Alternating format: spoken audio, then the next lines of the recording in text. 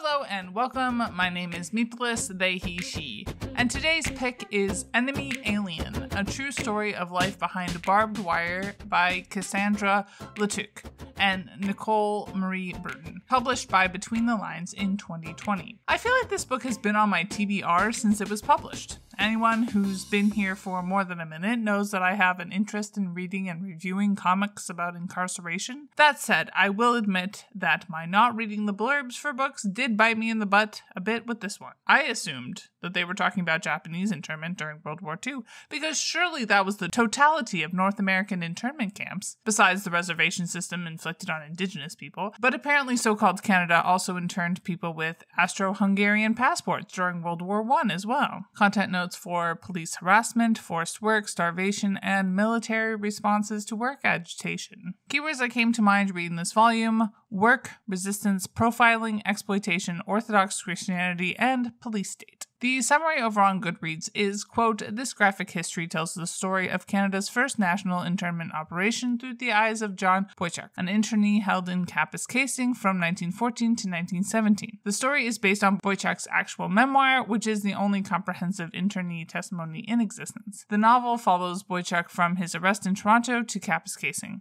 where he spends just over 3 years. It details the everyday struggle of the internees in the camp, including forced labor and exploitation, abuse from guards, malnutrition, and homesickness. It also documents moments of internee agency and resistance, such as work slowdowns and stoppages, hunger strikes, escape attempts, and riots.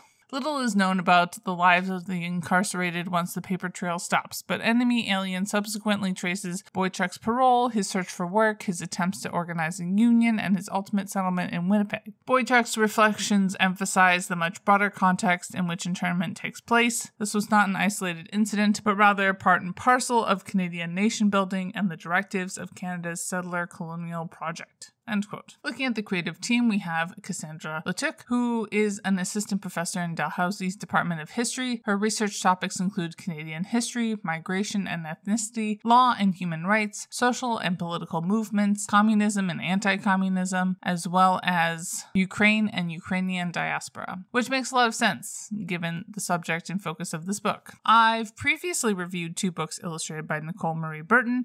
I profiled them in my review of The Beast, Making a Living on a Dying Planet, but would also recommend you check out my review of Wonder Drug, LSD in the Land of Living Skies, which she also illustrated. Looking at the writing, I found this book extremely interesting and engaging, not only because of my interest in the material, but also the perspective that it took and the way the story was told. One clarifying note, however, is that despite the fact that the summary seems to indicate that this book is directly based off of John Boychuk's memoir, the introduction indicates that the author of the memoir is not actually credited to a named author, and includes some evidence that it probably was not the actual historical Boychuk, who was a Ukrainian communist in Toronto, although the main character still goes by that name, which seems fine, but not entirely clear. I also appreciated the extra context about how Ukrainians found themselves in so-called Canada during World War I, not to mention insight into the research project and Kassandra's motivation. Otherwise, I appreciated how much action/resistance was attributed to the internees. They were not presented as passive victims. Looking at the art, I'm not always the biggest fan of grayscale, but it still works and complements the story with engaging framing and page layouts. Digging into the different identities and themes that I always do, class and race were definitely the most focused on aspects of the story. Flipping to the start of the book, we learn about how people with Austro-Hungarian passports were being targeted by the government during this time, with 80,000 people forced to register with the police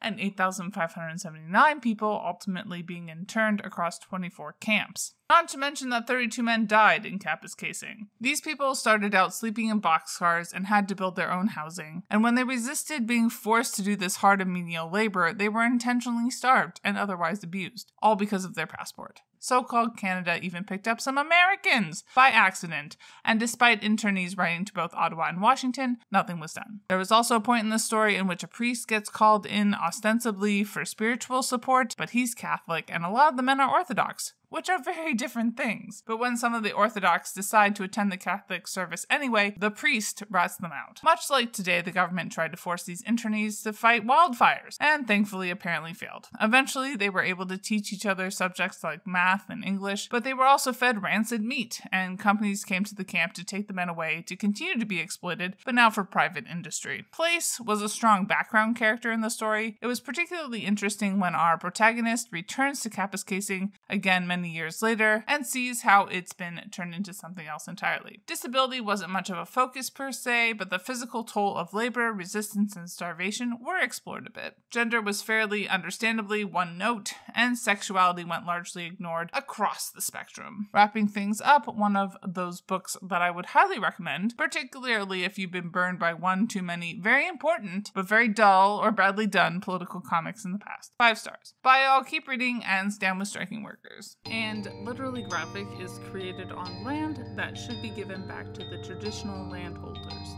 which in this case is, to my knowledge, the Mississaugas of the Credit First Nation, Anishinaabe people, the Haudenosaunee Confederacy, and the Huron-Wendat Nation.